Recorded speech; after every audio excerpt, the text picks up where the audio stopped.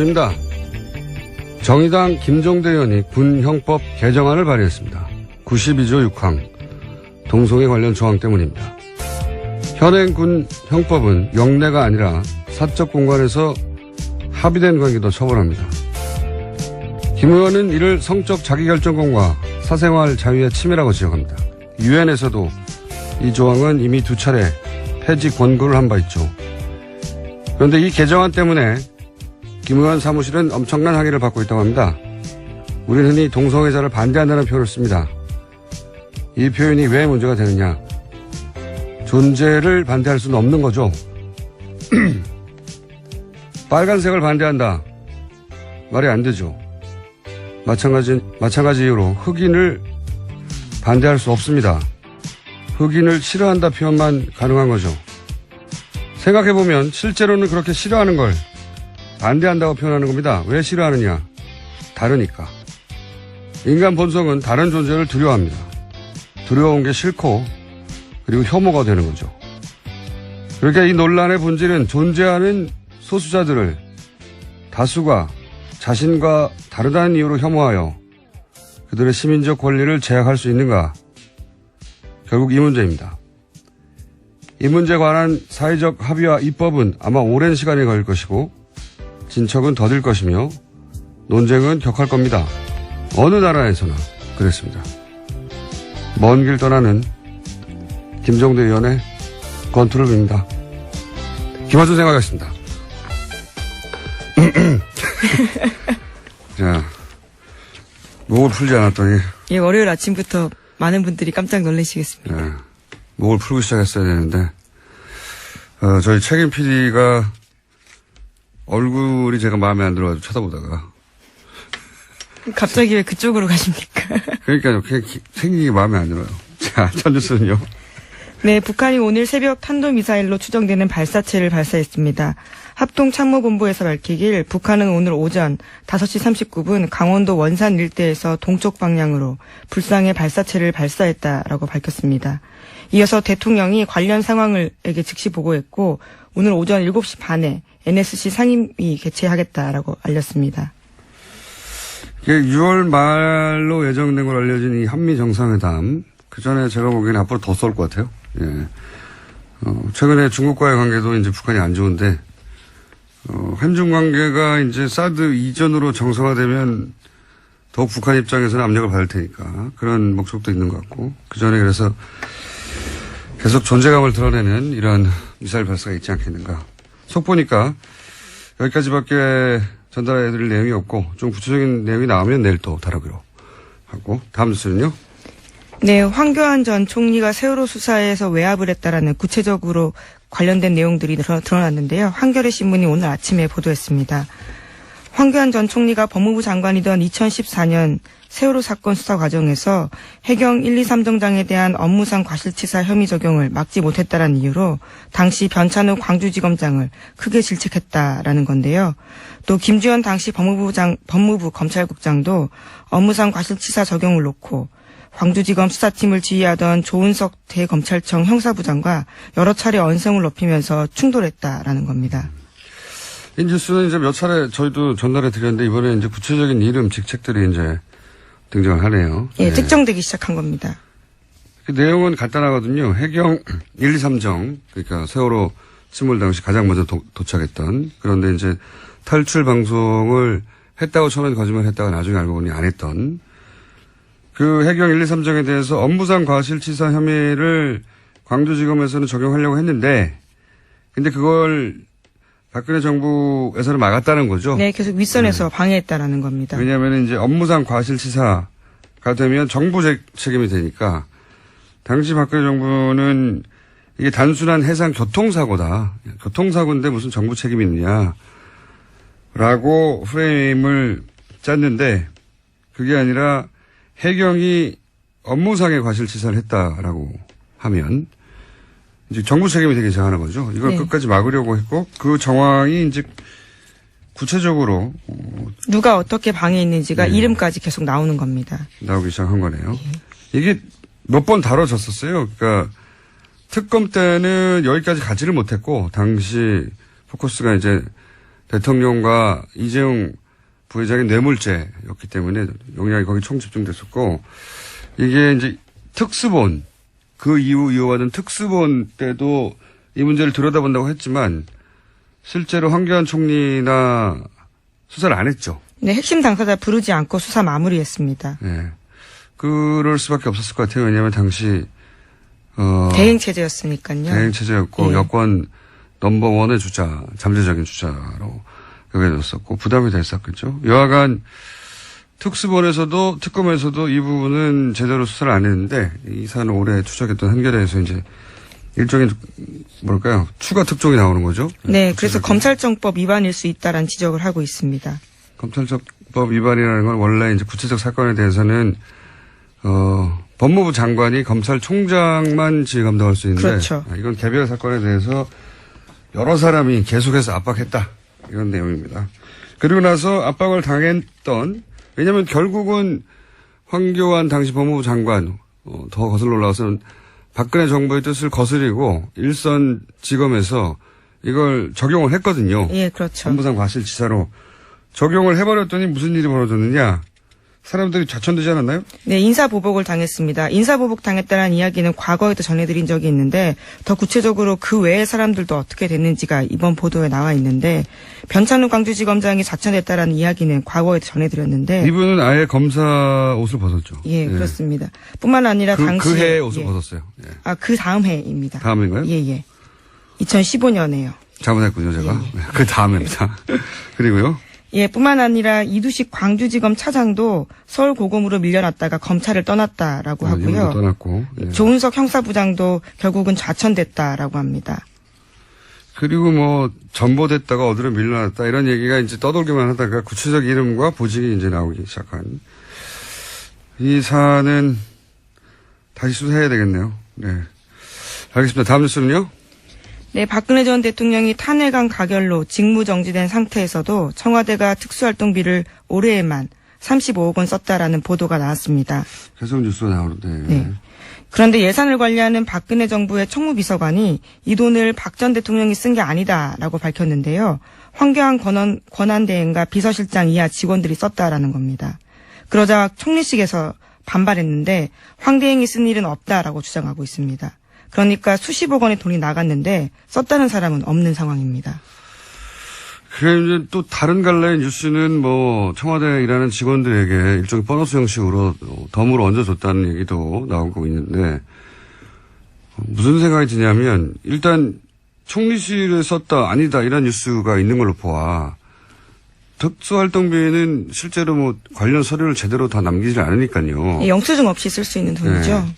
근데 이제 이 돈을 누가 썼다고 해야 할까? 그래야 탈이 안 날까? 그런 고심의 흔적이 있어요. 총리실에서 썼다라고 저쪽에서는 아니라고 하고 아니라고 하는 뉴스가 맞을 것 같아요. 왜냐하면 총리실에 있는 특수활동비를 쓰지 왜 청와대 걸 땡겨 쓰겠습니까? 예. 그러니까 이런 뉴스는 뭐랄까요? 누가 썼다고 하지? 이런 고심의 흔적이 보인다. 총무비서관은 이제 격리 역할을 하는 거거든요. 살림을 사는 거죠. 자기가 직접 집행을 하는 건 아니에요. 그러니까 이걸 집행한 쪽은 누구냐? 제가 알기로는 이 돈은 민정이 장악한다고 저는 알고 있는데 다 쓴다는 게 아니라 그래서 민정 쪽에서 조사를 제대로 해야 되지 않을까. 그리고 이제 당시 분위기를 다시 되돌려 생각해 보면 현재 판결을 본인들이 이기고 대통령 복귀할 거라고 믿어 의심치 않았던 게 청와대 내부 분위기라고 뉴스가 많이 나왔잖아요. 저희도 그런 징후들을 얘기했었고. 그러면 그때로 돌아가서 그때 기준으로 가장 긴급한 게 뭐냐. 그때 기준으로 가장 긴급하고 중대한 거는 헌재 판결을 이기기 위한 모든 활동이란 말이죠. 특수활동비가 예를 들어서 소위 태극기 집회나 가짜뉴스 이런 활동과 어차피 아무도 모르게 집행할 수 있는 자금인데 이런 활동과 관련된 곳에 단 한 푼도 쓰이지 않았을까? 어차피 이길 헌재 판결인데 당시 청와대 내부 분위기로는 그런 가능성을 배제할 수 있나? 예. 저는 개인적으로 그런 의구심이 드는데 과연 문재인 정부가 문서도 남지 않은 자금을 그런 조사를 지금 이 시점에 박하게 할 수 있을까 뭐 그런 생각도 동시에 듭니다. 여간 찜찜한 뉴스로 남지 않겠는가. 네. 네, 하루 5천만 원씩 썼다는 뜻이거든요. 정말 많이 쓴 겁니다. 70일 동안 그렇죠. 35억이거든요. 하루도 안 빠지고 5천만 원이에요. 예. 토요일 직원들 수당을 줬다고 하더라도 35억으로는 굉장히 많은 돈이어서요. 의문이 남는 건 사실입니다. 이렇게 해명될 일은 아닌 것 예. 같은데 과연 제대로 조사할 만한 자료가 있을까? 그리고 그 조사를 박하게 계속할 수 있을까? 민정. 우병우 전 민정수석도 조사 대상이 될 수 있는 건데 이 사안 관련해서 할 수 있을지는 모르겠습니다. 다음 뉴스는요? 네, 박근혜 전 대통령 지난 25일에 2차 공판이 있었습니다. 거기서 박 전 대통령 쪽은 검찰이 법원에 제출한 수사기록 대부분을 증거로 사용하는 데 반대한다라고 밝혔습니다. 참고인 조사받은 수백 명을 일일이 법정에 불러서 신문해달라는 요구를 해서 재판부에서 시간 낭비다라는 난색을 표하게 만들었습니다. 증인도 참고인도 이제 이게 계속 이런 뉴스가 나오는데 지연시키는 이유는 지난 시간에 유능한 변호인단의 변호를 받고 있는 삼성 이재용 회장 재판이 먼저 진행돼서 거기서 이재용 부회장이 무죄를 받거나 아니면 뭐 상당한 혐의를 벗거나 그렇게 자객식의 재판이 유리하게 작용될 때까지 시간을 끄는 거 아니냐 이런 생각을 제가 전해드렸는데 한 가지 더 생각해 보자면 예전에 탄핵 심판 때 생각해 보면 전략이 아주 극단적이었어요. 그렇잖아요? 되돌아보면 재판부의 반응 뭐 여론 따위 전혀 고려하지 않는 본인들의 목적에 딱 꽂혀서 나머지는 전혀 법정에서 이것이 도대체 어떻게 받아들여질 건지 이런 생각을 하지 않고 전략을 구사했단 말이죠. 그때 그 전략을 유영하 변호사가 주도한 게 아니냐. 그래서 헌재 판결이 불리하게 나는데 지대한 공헌을 한 거 아니냐 이런 얘기 했었는데 똑같은 사람이 여전히 계속해서 유일하게 만나고 있어요. 그래서 한번 생각해 봅시다. 만나면 뭐라고 할까? 만나면 그런 얘기 할 것 같아요. 가장 빨리 나가는 법을 찾자. 네. 그렇지 않겠습니까? 예. 예, 구속 만기가 6개월이라 뭐 이런 그렇죠. 의미인가요? 예. 네, 제가 보기에는 재판을 구속 만기까지 계속 지연시켜서 구속 만기 이후 풀려난 상태로 재판을 받자. 이런 전략이 아니겠는가. 예, 쉽지 않아 보입니다. 대통령 적용 혐의가 18가지거든요. 다르게 또 영장을 칠 수도 있을 거라고 봐서요. 근데 이제 구속영장이 연장되는 거는 정치적으로 부담스러워서 안 할 거라고 생각하고 본인들 생각이 그렇게 할 수 있다는 거죠. 그 목표가 정해졌으니까 가능한 모든 수단을 동원해서 지연시키는 게 아닐까 또. 지난번에도 얼토당토하는데 저희가 보기에는 그랬잖아요. 근데 그랬던 두 분이 또 만났잖아요. 나머지 그건 잘못된 전략이다. 법정에서 불리하다. 말해줄 사람이 없는 것 같으니까 그런 이유도 있지 않겠는가. 그런 전략일 가능성을 배제할 수 없다. 이분들이 해왔던 전력을 보면 이재용 부회장 재판까지 기다리는 것만으로는 법정에서 좀 불리하거든요. 재판부에 불리한 인상, 나쁜 인상을 주는 거거든요. 그렇게 보일 가능성이 예, 큽니다. 의도적으로 지원한다고 보이게 되는데 그거를 개의치 않는 거죠 지금. 그럴 가능성도 있는 것 같습니다. 다음 뉴스는요. 네, 이낙연 국무총리 후보자 국회 인준이 난항 겪고 있습니다. 위장 전입 논란으로 촉발된 야권의 공세가 계속되고 있고 여야 입장차가 좁혀지지 않고 있습니다. 그리고 이제 야당은 문재인 대통령이 나와라. 예, 이거는 문재인 대통령이 해결해야 된다. 네, 입장을 밝히라라고 예. 요구하고 있습니다. 자, 이 문제는 저희가 간만에 오자 토론을 마련했습니다. 예, 딱 적합한 사안인 것 같아서 오자 토론을 통해서 한번 각 당의 입장 그리고 민주당 입장을 오자 토론에 나온 당사자 의원들로부터 들어보도록 하겠습니다. 자, 다음 뉴스는요. 네, 서훈 국정원장 후보자가 국정원 댓글 사건을 조사하겠다고 밝혔습니다. 국정원의 보수단체 지원 의혹 등에 대해서도 사실관계 살펴보겠다라고 했는데요. 국정원 내 최순실, 우병우 라인이 있었다라는 의혹에 대해서도 취임하면 사실관계 살펴보겠다고 밝혔습니다. 뭐 당연히 해야 할 일이죠. 예. 국정원 내에도 우병우 라인이 있다고 하는 뉴스는 탄핵 기간이 많이 나왔었죠. 근데 그분이 그때 그 이후로 어떻게 됐는지는 뉴스가 전혀 없는데. 그리고 국정원의 보수단체 지원은 당사자들의 자백에 가까운 뉴스도 있었고요. 예. 댓글 사건도 윤석열 검사가 컴백한 이상 이 사건도 역시 다시 다뤄주겠죠. 네. 알겠습니다. 다음 뉴스는요. 네, 녹조에서 나오는 독성 물질인 마이크로시스틴이 4대강 바닥에 쌓인 펄에서도 검출됐다라는 JTBC 보도가 있었습니다. 겨울철에 수거한 펄에서 나온 건데요. 녹조가 심해지는 여름에는 수치가 더 높아질 것으로 보인다는 겁니다. 환경연합에서 낙동강 6곳 등의 펄을 채취해서 일본 대학 연구팀에 맡겨 조사한 결과입니다. 특히 강에서 펄이 거의 형성되지 않은 점을 고려하면 4대강은 이미 물이 고여있는 호수라고 봐야 한다라는 지적도 나오고 있습니다. 그렇군요. 호수. 예. 일본 대학팀에 맡겼더니 겨울에 수거한 건데 수치가 이미 WTO 기준까지 육박했고 이게 만약에 여름에 수거한 펄을 조사하면 훨씬 수치가 높을 것이다. 네. 그래서 강에서는 펄이 형성되지 않는데 강에는 펄이 없죠 원래. 강에는 펄이 없어야 되는 거죠. 계속 흐르는 물인데 펄이 형성되지 않아야 될 것으로 형성됐다는 점에서 보면 4대강은 호수라고 봐야 한다. 예, 일본 대학 연구팀의 결과입니다. 이 4대강은 근데 자연 환경을 훼손한 문제이기도 하지만 이게 단순히 이명박 대통령 혹은 청와대의 의지만으로 이루어질 수가 없어요.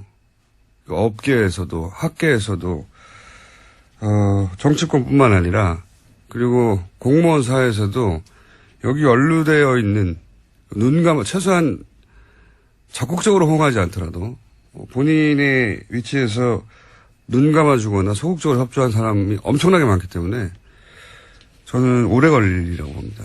이 진상을 밝히는 게 굉장히. 근데 이제 해야 하는 일이죠.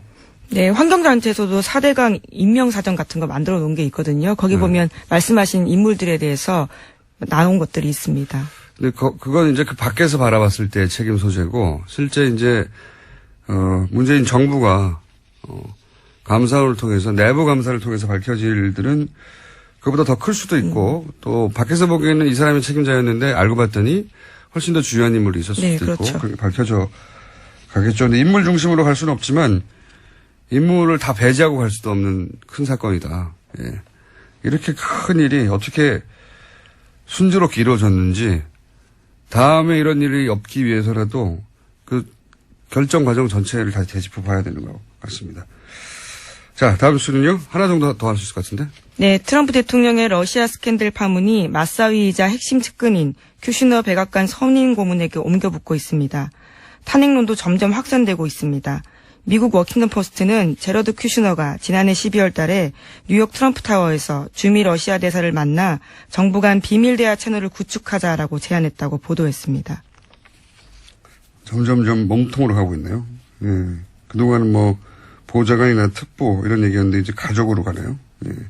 미국 정보 당국이 가장 위험한 인물이라고 거론하거나 보도되는 게 이 주미 러시아 대사거든요. 근데 이 사람하고 따로 비밀 채널을 만들자라고 사위가 했다는 게 여기까지 갔네요, 이미. 예.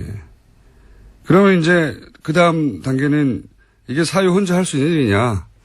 트럼프 대통령이 허락한 거 아니냐. 여기까지 가면 탄핵 사안이 될 수도 있는데. 실제적으로 탄핵하기는 어렵죠. 정치적 지형이 현재는 그렇습니다. 하원, 상원 다 공화당이 다수당이기 때문에. 어쨌든 탄핵 국면에 들어가면 TBS 연락 부탁드립니다. 저희가 탄핵 보도에서는 전 세계적으로 앞서가는 방송이기 때문에. 자, 오늘 여기까지 하겠습니다. 시사인의 김은지였습니다. 감사합니다. 한 기간 아주 핫했던 코너입니다. 오자토론. 저희가 앞으로 긴급 사안이 있을 때마다 청와대만 NSC를 수집하는 게 아니다. 뉴스 공장 5당 안보회의를 저희가 사안이 있을 때 긴급히 소집하기로 했는데 오늘 소집 날짜가 잡혀가지고 5분을 모셨습니다. 이제는 일당이 아니라 이제 여당이 됐기 때문에 첫 번째로 소개해드리겠습니다. 더불어민주당 이철희 의원 나오셨습니다. 안녕하십니까. 네, 자유한국당 정유섭 의원 나오셨습니다. 네, 안녕하세요. 네, 국민의당 송금주 의원 처음으로 나오셨습니다. 네, 안녕하십니까. 바른정당의 진수희 전 의원 나오셨습니다. 네, 안녕하세요. 저희가 애정하는 의원님입니다. 정의당의 진수희 전 의원이 애정한. 저거 아니고? 예. 실망이에요. 엄청 좋아했는데. 급실망. 네, 정의당 이정미 의원 나오셨습니다. 네, 안녕하세요. 이정미입니다. 자, 오늘 주제는 간단합니다. 이철희 의원 방어, 나머지 공격. 저는 이정미 의원을 믿습니다. 권력을 주란 말이에요. 자, 그러면 이제 우선, 여당이 됐으므로, 네. 이철희 의원님께서 이낙연 총리 후보자 인사청문회가 이렇게 문제가 되고 있는데, 이거 어떻게 해야 되느냐. 여당의 입장을 대변해 주신 다음에 얻어 터지시는 갖도록 하겠습니다. 자. 제가 이낙연 총리 후보자 청문위원으로 참여했던 사람이라 쟁점이 뭐였는지는 잘 알고 있고요. 또 이게 과연 이제 그야말로 낙마시킬 사유냐 아니냐에 대해서는 뭐 제가 그 야당 청문위원들하고도 얘기를 해봤는데 그를 사유로 보시는 분들은 없는 것 같아요. 그러나 전체적으로 대통령이 공약한 사항에 대해서 가장 중요한 첫 번째 인사부터 못 지킨 거에 대해서 문제제기하는 거기 때문에 청와대도 그 점에 대해서는 솔직히 인정을 했고요. 또 임종석 비서실장이 해명성 사과를 했기 때문에 저는 약간의 시간만 좀 지체될 뿐 크게 보면 협치의 틀은 저는 유지될 거라고 봐서 청와대나 저희 여당이 적극적으로 야당을 설득하고 또 인사청문회 기준이라 그럴까요? 인사 기준에 대해서 협의를 해 나간다면 원만하게 풀리지 않을까 싶습니다. 자, 이렇게 낮은 자세로. 목소리마저 약간 비굴하고. 제발 봐달라며. 여당이 된 이철희 의원의 이야기가 있었고요. 여기 대해서는 뭐, 지금 예. 순서대로 할 필요가 없기 때문에 말씀하실 분은 손들어서 말씀하시면 됩니다. 예. 예. 누굽니다? 말씀해 주세요. 자유한국당 정윤섭 의원입니다. 저도 이낙연 그 지사에 대해서 굉장히 의외였어요. 이게 4선 의원이시고 지사지냐고 그래가지고 그렇게 흠결이 없을 줄 알았는데 사람은 역시 털어서 먼지 안 나는 사람 없다. 그래가지고 완전한 사람은 없는 것 같습니다. 이낙연 의원이 과거 기준에 의하면 당연히 부적격이죠. 총리로서 그 도덕적인 흠결이 분명히 나왔습니다.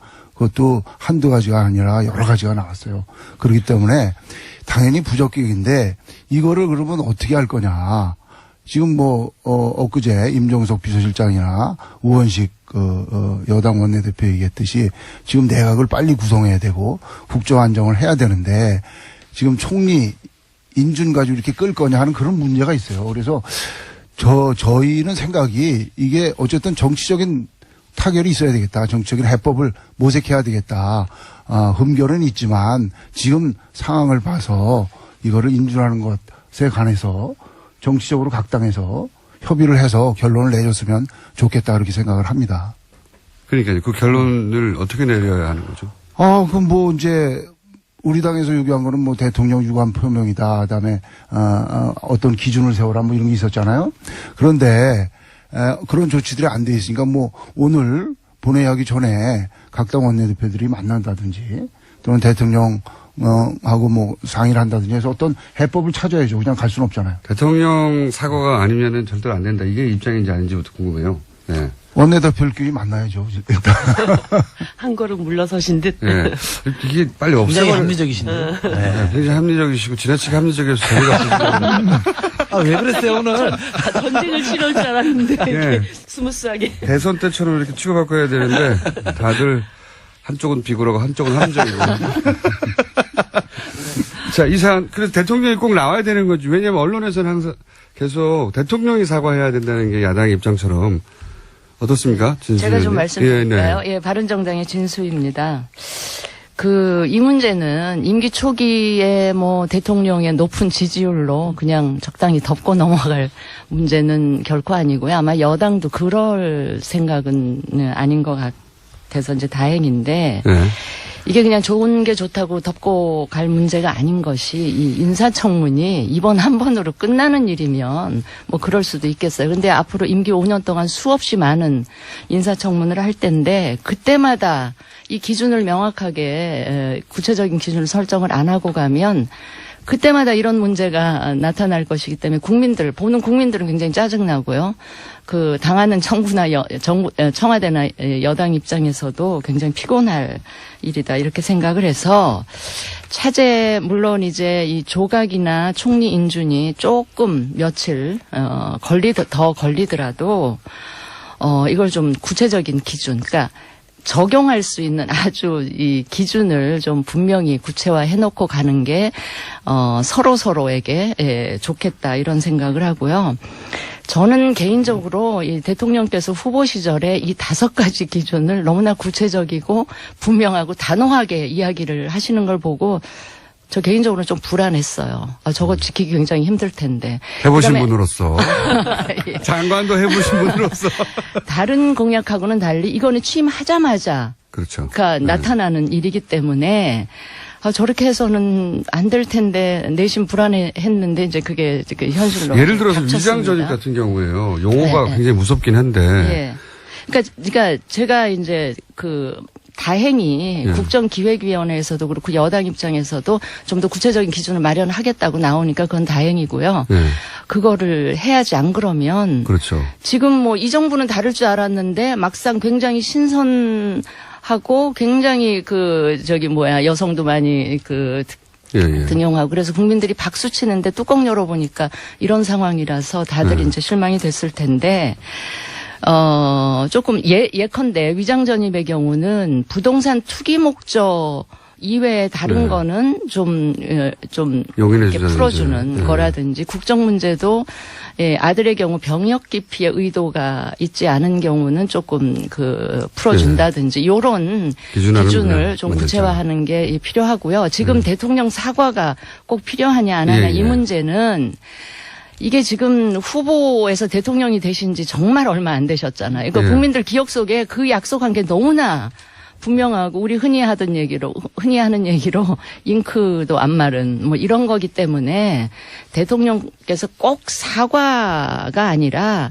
조금 당신이 직접 인선도 나와서 발표하신 것처럼 한 번은 나오셔가지고 입장 이야기하시고 이렇게 하겠다라는 이야기를 해주시는 게 좋겠고요. 야당이 이렇게 지금 이야기를 하는 거를 여당 입장에서 그냥 반대를 위한 반대, 뭐 발목 잡고 흠집낸다 이렇게 하실 일은 아니고 정말 여당이랑 협치를 위한 시작, 출발점으로서 이걸 좀 분명히 해놓고 가자 이런 취지로 문제 제기한다는 걸 좀 이해하시고 좀 그렇게 잘 풀어나갔으면 좋겠어요. 네. 방금 내는 이철이 의원이 고개를 푹 숙이고 제 말이 뭐 구구절절 맞으니까 그렇죠? 근데 진수 의원 잘하시네요. 굉장히 잘하세요. 네. 굉장히 잘하셔서 저희가 다른 멤버들은 계속 바뀌는데 진수 의원님이 계속 나오시고요. 러블리진. 예. 아니, 바른정당에 사람들이 좀 없어서 그렇습니다. 정유섭 의원님은 하는 거 봐서 계속 나올 거예요. 근데 이건 또 있긴 있지 않습니까? 초반에 말씀하신 대로 대통령의 인선이니 대통령이 초반에 나와서 설명해야 된다는 요구도 일리 있지만 한편으로는 대통령까지 굳이 나오지 않아도 되는 사안인데 정권 초반인데 이렇게 기선을 좀 제압하려는 대통령이 워낙 잘 나가니까 요새 인기가 그런 목적도 야당에는 마음 한구석에 있지 않습니까?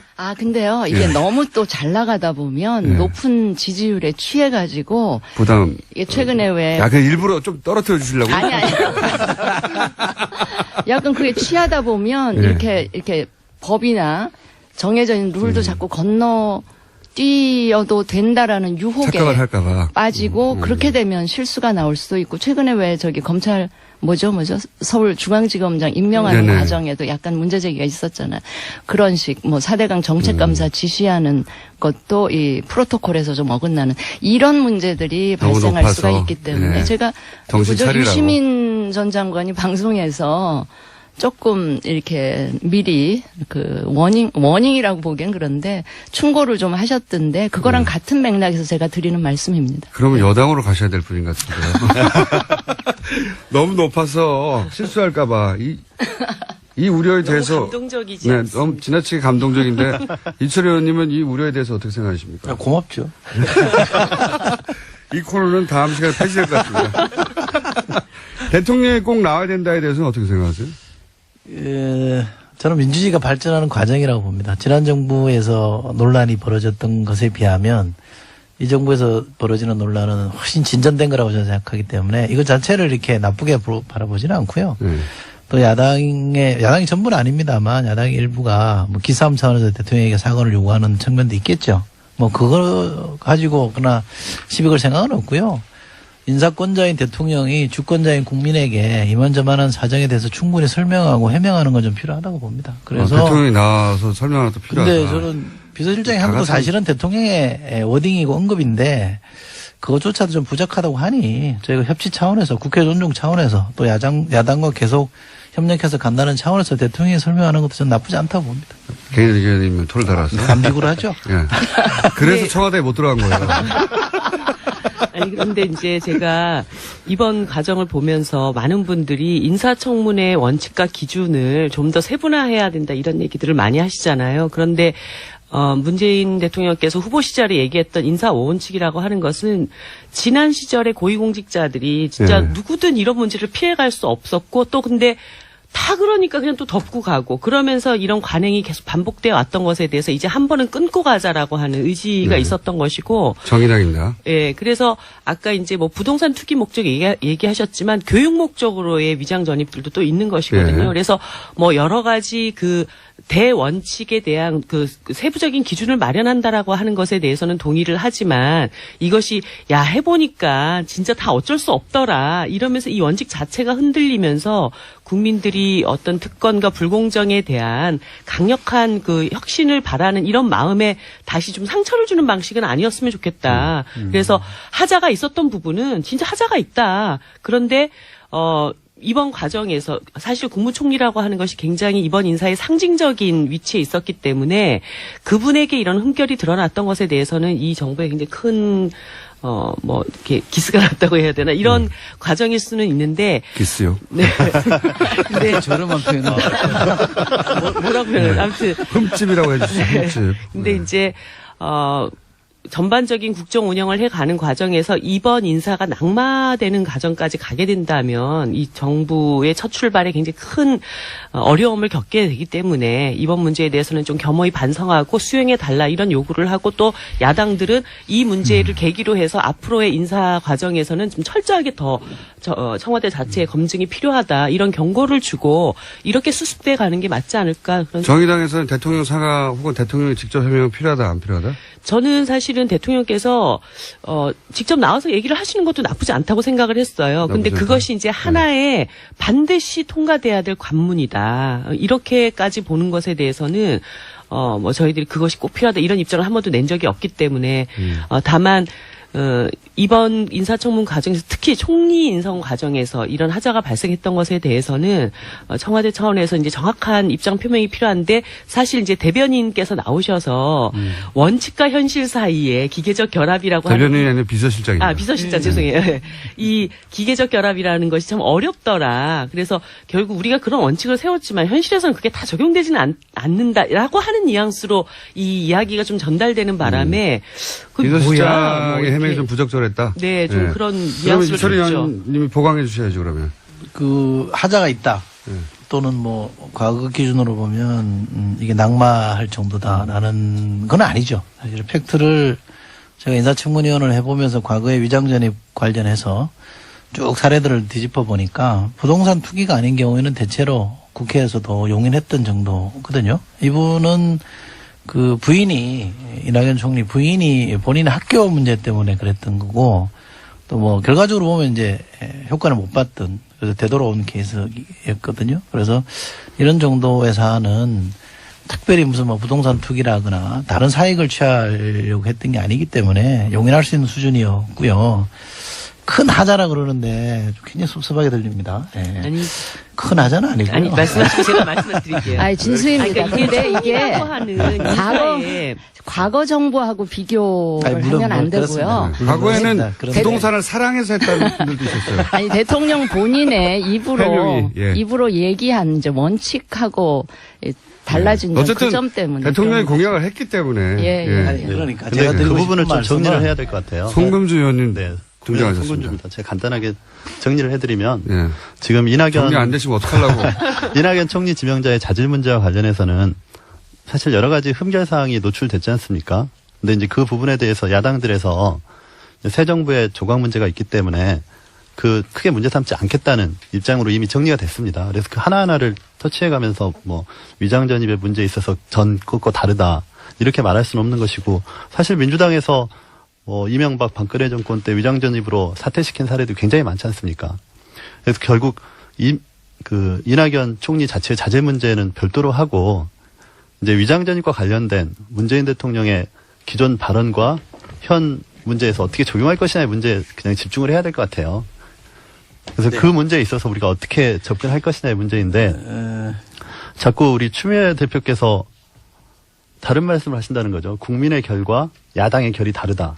이렇게 발언을 하셨어요. 아마 국민들의 대략 한 최근 여론조사에 따르면 70% 가까이는 큰 문제 없이 통과시켜야 된다고 하는 아마 이제 정부 지지율이 높다 보니 이제 그렇게 나왔겠죠. 그래서 다른 사실 이 야당들이 그런 말을 한것 통과가 안 된다. 이번에 절대 이낙연 총리는 안 된다. 이런 입장이지는 그렇죠. 않은 것 같아요. 맞습니다. 안 된다기보다 네. 통과시키려면 뭔가 좀 더 상징적인 제스처가 있어야 된다 이런 건가요? 그렇죠. 그런 것 같습니다. 이게 지금 협치의 어쩌면 상징적인 출발점이잖아요. 그러면 그러니까 협치라는 것도 네. 정부 여당이 야당이 그 협조할 수 있는 명분과 분위기를 네. 만들어줘야 이게 협치가 시작이 되고 그럼 대통령이 진행이 예를 되는 거기 들어서 때문에. 야당 원내대표를 다시 지난번처럼 방문해가지고 협조를 구한다든가 뭐 이런 건가요? 저는 뭐 아니, 반드시 그럴 대통령이 그렇게까지. 뭐 어떤 조치를 취해야 된다. 이렇게까지는 생각하지 않습니다. 다만 의견이 다르네. 제 생각은요. 예. 이렇습니다. 이철희 제가 의원입니다. 아까 그 민주주의의 의원님 목소리 그렇게 유명하지 않으시거든요. 말씀 이철희 이철입니다. 의원님도 말씀해 주셔야 돼요. 예. 이게 지금 방어를 해야 될 입장이라. 예. 지자체에게 자세도 낮고요. 저 오자솔은 대선 때는 이렇게 고개를 들고 그냥 사방팔방 덤비기만 해라 막 다 두드려 팰 테니 이런 표정이었는데 지금은 고개를 푹 숙이고 어깨가 그 후보로서 사실은 국민 눈높이에 맞추기 위해서 5대 기준을 마련한 것부터가 저는 진전이라고 보고요.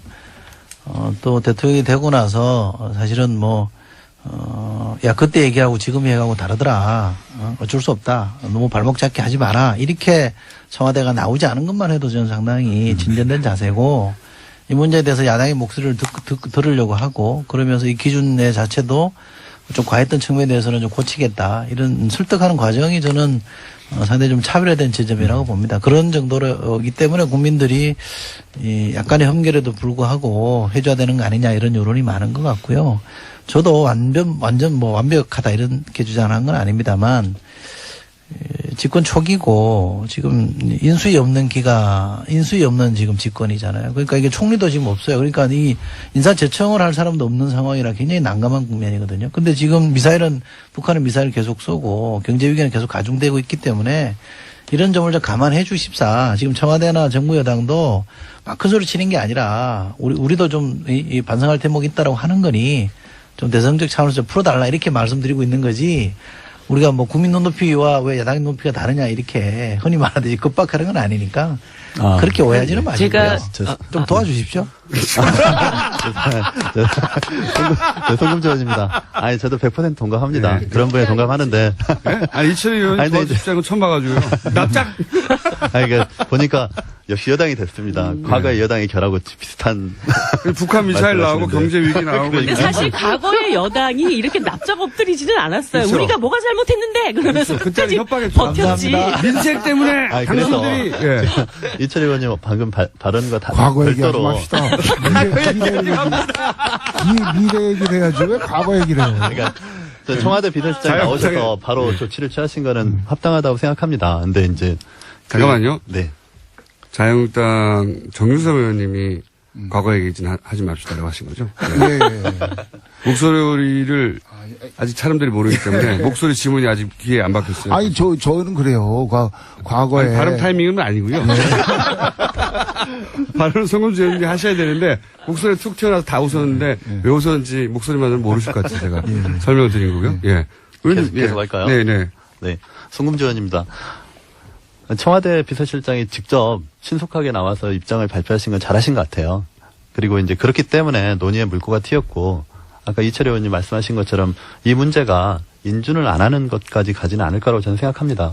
또 국민의당 입장에서도 적극적으로 호남 출신이어서 그렇지 않습니다. 이 정부, 문재인 정부가 잘하길 바라는 마음에서 지금 여러 가지 하자나 흠결에 대해서 적극적인 입장을 밝히지 않는 건데요. 다만 이 공을 갖다가 야당에 던져놓고 야당에서 어떻게 입장을 바꿔달라 이렇게 해서는 안 될 것 같습니다. 우원식 원내대표께서 어제 하신 것처럼 또 청와대에서 적극적으로 개입하는 것처럼 야당들을 설득하는 그리고 좀 명분을 제시해줘야 되지 않을까 이렇게 생각합니다. 예, 진수입니다. 세상에 이런 야당들이 과거에 있었습니까? 이런 야당들을 가진 것 여당 행복하게 생각하셔야 돼요. 그 제가 볼 때는 행복하십시오, 저는. 이번 네. 그 청문 그 인사 과정을 이렇게 보면 좋을 것 같은데 여당은 절대평가 네. 기준을 갖고 임하고 야당은 상대평가 이 기준을 갖고 임해서 그 안에서 어떤 공통점이 찾아지지 않을까. 그러니까 여당 입장에서는 대통령께서 하신 말씀에 절대적으로 부응하기 위한 노력을 좀 해나가면서 야당의 입장에서는 그런 과정에서 문제가 발생하면 문제 제기는 하되 어떤 상대평가에서 뭔가 이렇게 초기에 국정을 좀 안정시키는데 협치를 해나갈 수 있는 뭐 그런 노력 이런 것이 잘 어우러지면 좋겠다 이런 생각이 들었습니다. 저도 이제 말씀드리면 자유한국당에? 예, 정유섭 의원입니다. 저희도 뭐 이 새 정부 출범하는데 발목 잡고 싶은 생각은 없어요. 있는 거 같으시던데. 없어요. 근데 보면 이 위장전입이 벌써 그 이낙연 총리 후보 또 김상조 또 강경화 이 계속 나오잖아요. 그러니까 기준은 분명히 하고 또 문 대통령이 후보 시절에 얘기한 5대 배제원칙을 절대 임명 안 하겠다고 했던 거에 대한 유감 표명은 있어야죠. 그리고 정치적인 타협을 해야지. 이게 계속 나올 겁니다. 그렇지 않으면 이 문제 가지고 계속 후보 하나하나마다 낙마시키는 문제 가지고 싸워야 되니까 유감 표명하실 걸 하시고 정치적으로 타협할 걸 하고 그게 해결책이 아닌가 그렇게 생각을 해요. 다들 이철희 의원님을 바라보는 제가 이번에 그 과정에서 좀 아쉬웠던 게 김상조 교수님 건이었는데 갑자기 이제 이낙연 총리 인사청문 과정에서 김상조도 막 이러면서 이제 좀 네. 업되는 게 있었잖아요. 근데 나중에 보니까 김상조 교수의 내용은 사실 위장전입이라고 얘기하기가 굉장히 좀 뭐 우편물 받으려고 주소 이전해놓고 이랬던 과정이더라고요. 그래서 자기 집에 살지만 않으면 다 위장전입니까? 예, 그래서 제가 좀 아쉬웠던 게 뭐였냐면 강경화 그 장관 인사를 미리 위장전입 문제를 미리 이제 공개를 네네. 했잖아요. 그럴 때 김상조 교수님도 이렇게 사전에 이거를 파악했을 때 국민들이 위장전입이라고 이렇게 인식하지 않을 수 있는, 이런 과정이 있었는데, 우리가 봤던 이거는 큰 문제가 아니었습니다를 미리 딱 얘기를 했으면 거기에다가 위장전입이라는 표현을 굳이 쓰면서. 근데 그거 말고는 쓸 표현 네. 단어가 없어요. 법적으로는 위장전입이에요. 예. 그래서 그거를 네. 미리 강경화 내정자처럼 공개를 했었으면 좋았지 않았을까 이런 생각이 들더라고요. 아니, 미리 근데 이제 청와대에서 판단하지 않고. 김상조 교수의 얘기가 나와서 말인데 그 위장이 될 수가 없잖아요. 왜냐하면 본인은 미국 가 있는데 주소 우편물 받기 위해서 어떤 주소를 해놓은 거는 위장전입이라는 그러니까 위장하려도 위장이 안 되는 사실이기 때문에 이런 거는 좀 구분해 주는 게 맞다는 그러니까 거죠. 차제에 이제 네. 그런 기준들을 조금 구체화하자는 주민법도 그럼 좀 바꿔야 되는 게 아닌가. 만약에 그렇다면. 그렇잖아요? 지금은 전부 다 위장전입인데 착한 위장전이라고 할 수도 없고 어쩔 수 없는 위장전이라고 할 수도 없고. 자, 1부 여기서 마치고 2부 여기서 마치고 3부에 다시 만나겠습니다. 2초에는 NSC가 있고 뉴스공장에는 5당 안보회의가 있습니다. 이철희, 정유섭, 송문주, 진수희, 이정미 의원 5분 나와 계시고요. 5당에서. 이낙연 총리 후보자 인준 문제 가지고 2부에서는 한참 얘기했고 이철희 의원이 한번 봐달라고. 도와달라고 그랬어요. 도와달라고. 한번 봐달라고. 예. 낮은 자세로. 자, 혹시 그 관련해서 더 이상 하실 얘기는 없으신 거죠? 예, 이건 제가 한 말씀만 더 드릴게요. 여당이니까. 아니, 전 야당의 문제 제기도 우리 원내대표도 그런 말씀하셨습니다만 우리가 야당일 때 취했던 태도를 되돌아보게 된다. 그런 말씀을 하셨기 때문에 지금 야당의 태도가 무조건 나쁘다 저는 그렇게 생각하지는 않고요. 다만 인사 전체를 좀 봐주십사. 그러니까 인사 전체 뭐 이낙연 총리 후보자뿐만 아니라 뭐 전체적으로 지금 코드 인사 안 하잖아요. 가장 가까운 분들은 지금 뭐 해외로 나가고 출국할 정도로 코드 인사 안 하고 이른바 수첩 인사 안 하고 넓게 탕평 인사를 하고 있는 것도 좀 봐주십사. 인사 전체를 좀 봐달라는 거. 그 다음에 초반에 문재인 대통령이 펼치고 있는 국정 전반에 대한 것도 좀 평가를 해달라. 거기에 대해서 국민적 기대가 상당히 높다면 큰 틀에서 이 문제를 좀 바라봐 주십사 하는 거를 좀 말씀드리고 싶고, 어쨌든 여야가 협치는 약속했잖아요. 좀 누가 이기고 누가 지긴 했습니다만 후보 시절에 모든 당이 협치하겠다고 약속했기 때문에 그 협치라는 거는 옳고 그름을 따져야 되긴 합니다만, 그래도 역지사지하면서 문제를 풀어야 되는 거기 때문에 협치의 자세를 좀 잃지 않았으면 좋겠다, 이런 말씀 드리고 싶습니다. 네. 송금주원입니다. 네, 하신 거죠? 네. 좋은 말씀 감사합니다. 좋은 말씀 감사합니다. 근데 저희가 그러나, 협치를 하고 있지 않습니까? 협치를 하기 때문에 드러난 많은 문제점에도 불구하고 총리 인준에 대해서 적극적인 입장인 겁니다. 그리고 전체적인 구도에서 인선을 봐달라는 부분 당연히 저희도 긍정적으로 평가하고 있습니다. 근데 그 부분은 그 부분인 것이고, 또 개별 그 지명자에 대해서는 별도로 또 검증은 있어야 되는 것이고, 그것이 법이 원하는 인사청문회 제도 그 바른 취지 아니겠습니까? 그런 것이고, 이제 문재인 대통령께서 전반적으로 굉장히 잘하고 계십니다. 그렇기 때문에 이렇게 진한 허니문 기간을 갖고 계신 것 아닌가 싶고, 다만 저희가 이제 우려하는 부분은 그 문재인 대통령의 그 청와대 들어가서의 어떤 행태적인 부분, 격이 없는 대화, 커피 타임을 갖고 또 보좌관들과의 사이에서, 수석비서관 사이에서 대화를 통해서 어떤 국정 운영 방식을 정하는 그런 태도에 대한 부분들이 박근혜 전 대통령과 너무 다르기 때문에 이 진한 허니문 기간에 더더욱 국민들이 또 환호하고 또 지지하는 것 아니겠습니까? 그러나 그 부분과 이제 나타나는 이제 국정 운영 능력에 대한 부분은 별도인 것입니다. 그래서 그런 국정 운영에 대한 그 능력을 어떻게 보여줄 것이냐의 부분은 좀 더 치밀하고 또 조심스럽게 접근해야 되는 것 아닌가. 지금 몇 차례 훈령을 통해서 국민들이 원하는 여러 가지 조치들을 취했지만 그것들이 지금 약간 절차적인 문제도 제기되는 부분들이 있었습니다. 그래서 그 국정 운영에 대한 그 구체적인 실체적인 내용과 관련해서는 대통령께서 좀 더 치밀하고 또 여러 사람들의 의견을 들어보면서 접근하시는 것이 좋지 않나, 이런 생각을 합니다. 이제 그렇게 할 겁니다. 네. 아니, 지금 그렇게 안 하실까봐 저희가 우려를 제기하는 아니, 거니까. 그렇게 할 겁니다. 지금 하는 거 보면 알잖아요.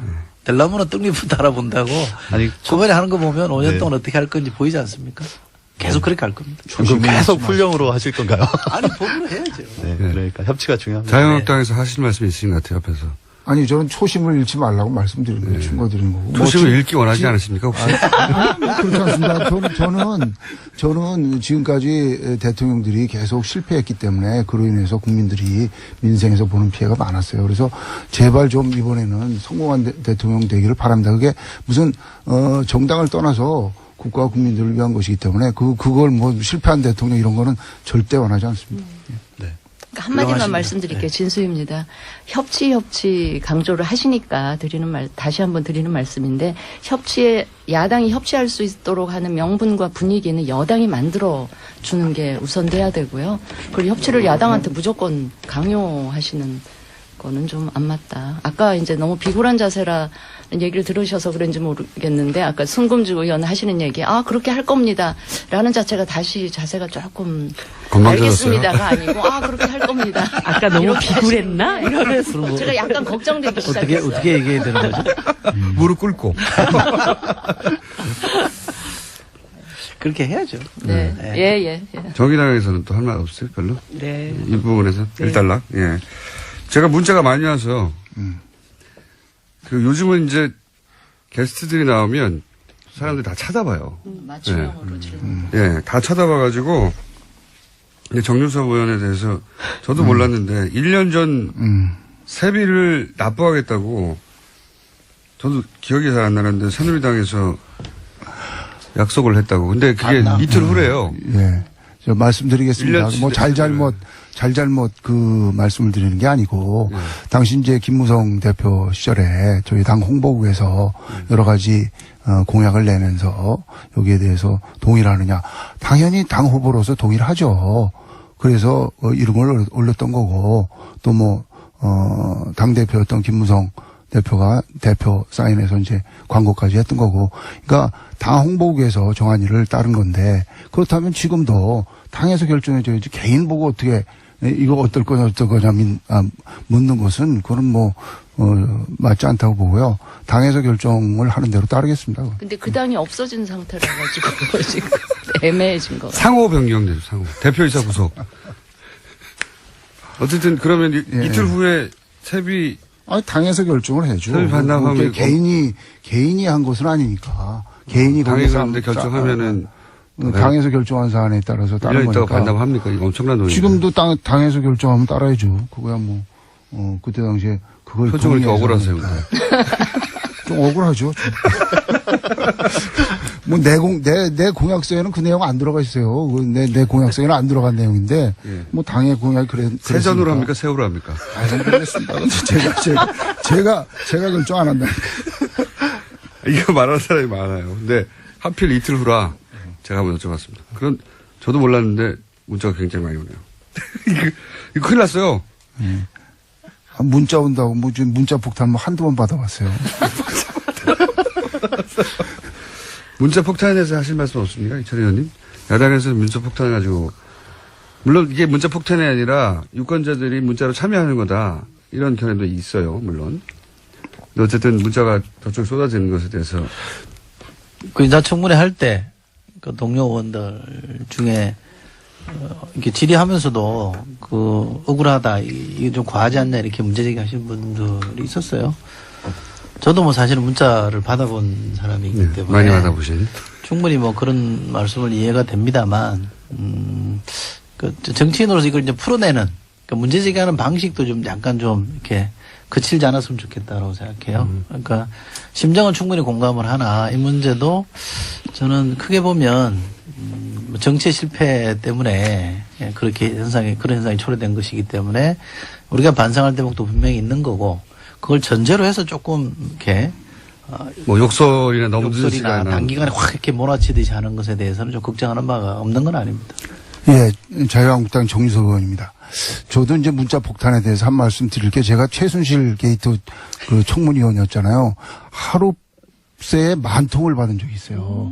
근데 이게 90% 이상이 욕설이고 비속어입니다. 그러니까 10,000통을 봅니까? 못 본데 처음 이게 제목만 봐도 욕설해요.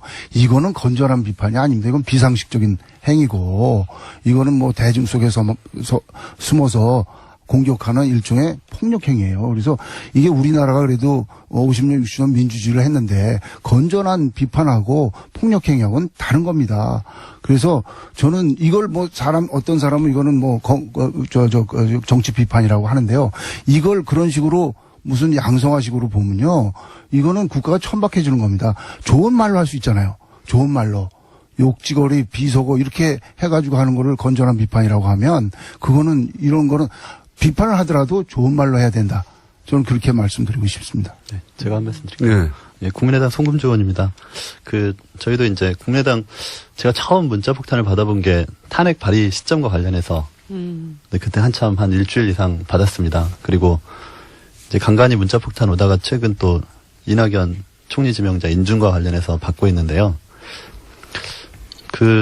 전반적으로는 이렇게 다시 단문자를 보내고 이렇게 왔다 갔다 의사소통을 해보면 자신들의 이제 정치적 의사를 표현하는 과정에서 좀 과도한 측면이 있는 것은 사실이지만 대화를 해보면 또 풀리는 면이 있습니다. 우리 입장을 설득하면. 그래서 제가 봤을 때는 지금 이제 앞으로 4차 산업혁명 시기가 도래하고 사실 통신이 굉장히 자유로워진 시점이기 때문에 국민들의 직접 민주주의에 대한 요구가 굉장히 커진다고 합니다. 뭐 많은 4차 산업혁명 관련 책에서 그렇게 얘기를 하더라고요. 그래서 그런 문자폭탄도 사실상은 과도기적인 상황에서 그러니까 국민들의 의사표현의 수단들이 이제 아직 정리되지 않은 단계라고 보이거든요. 그러니까 직접 민주주의 형태가 이제 계속 의사표현의 방법으로 나타날 텐데 그래서 그 부분들을 국회가 됐든 또 이렇게 시민사회가 됐든 좀 정리할 필요는 있는 것 같아요. 룰을 정해주는 필요는 있는 것 같은데 여하튼 지금의 현상에서는 그 문자폭탄이라는 게 의원 개개인한테는 굉장히 심적으로 부담스러운 건 사실입니다. 그게 부담스러워 하는 걸 거야 아마. 아니 사실 이정미입니다. 예, 네. 욕 먹는 거 좋은 사람은 없죠. 저도 가끔씩 SNS 상에 자신이 지지하는 후보에 대한 조금 비판의 얘기를 하면 곧바로 막 여러 가지 이제 댓글들이 달리고 특히 특히 여성 정치인들한테는 그다음에 외모 비하 이런 것으로 이제 댓글을 달면서 이제 외모 비하는 저도 많이 당합니다.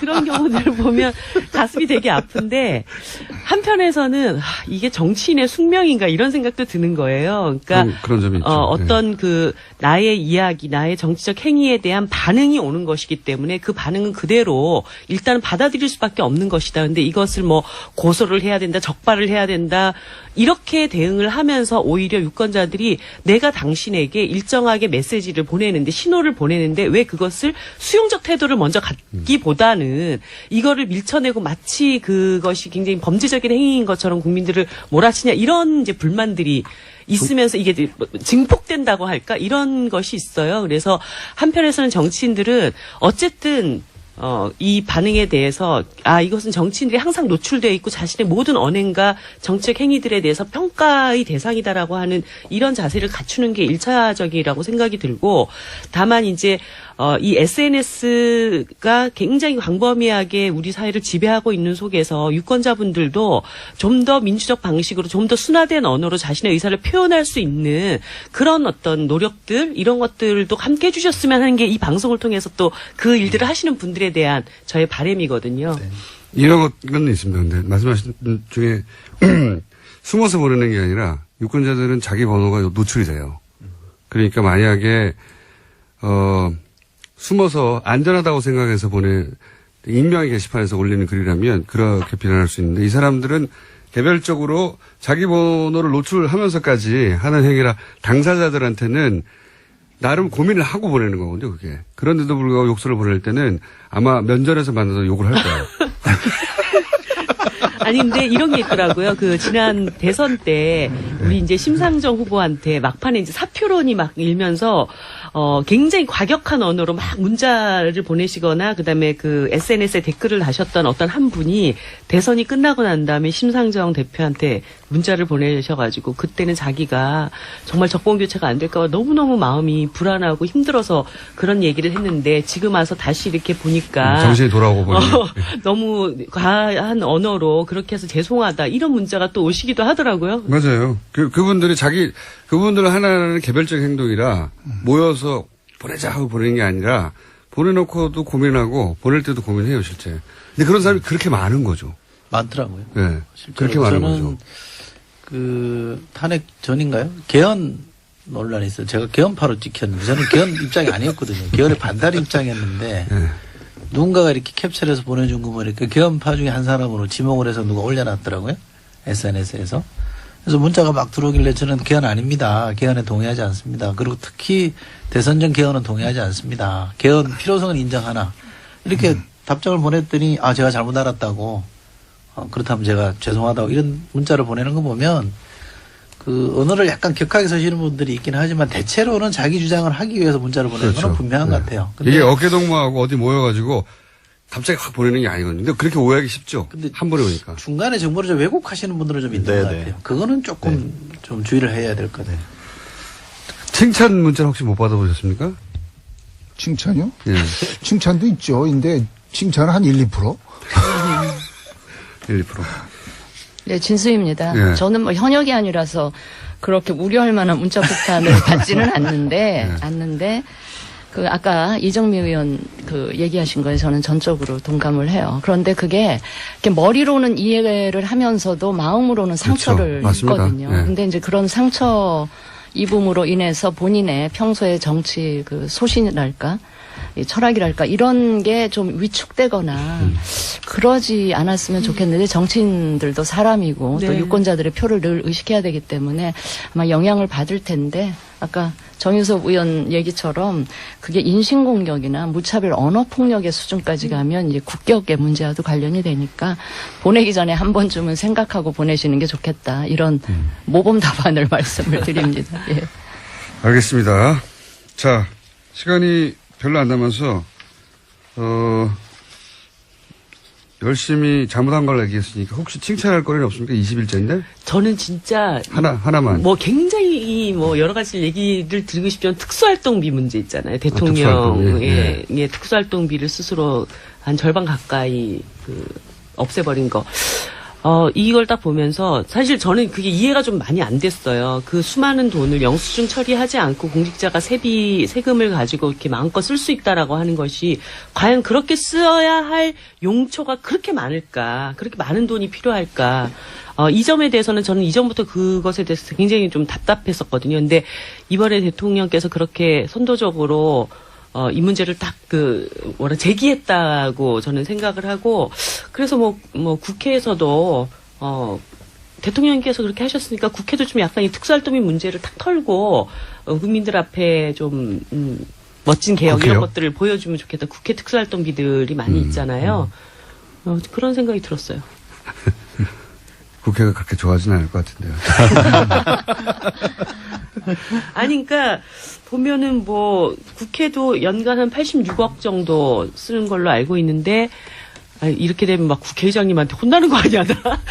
아무튼 그렇게 그 세비를 영수증 없이 처리해서 쓸 수 있는 돈이 너무 과도하게 많은 거 아닌가?